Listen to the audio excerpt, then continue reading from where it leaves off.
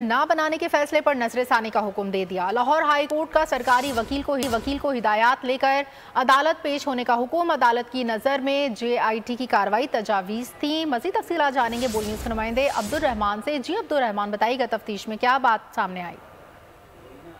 Lahore high court ने हुकूमत पंजाब को सानहा जड़ावाला में जुडिशल कमीशन न बनाने के फैसले पर नजरसानी का हुक्म दे दिया है।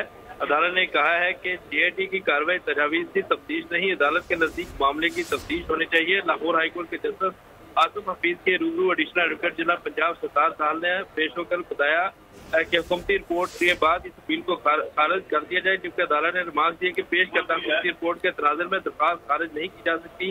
दरख्वास्तदार बिशप आजाद मार्शल के वकील ने अपनी अपील में मौका इख्तियार कर रखा है कि सानहा जड़ावाला में अकलीतों के बुनियादी आईनी हुकूक मुतासर हुए। तहकीकात के लिए इख्तियार किया गया तरीकाकार सुस्त रवि का शिकार है। हुकूमत जुडिशल कमीशन न बनाने का फैसला क्या है हुकूमत पंजाब ने, लिहाजा अदालत हुकूमत पंजाब की सानहा जड़ावाले के जुडिशल कमीशन न बनाने के फैसले को कलअदम करार देती। बहुत शुक्रिया अब्दुल रहमान।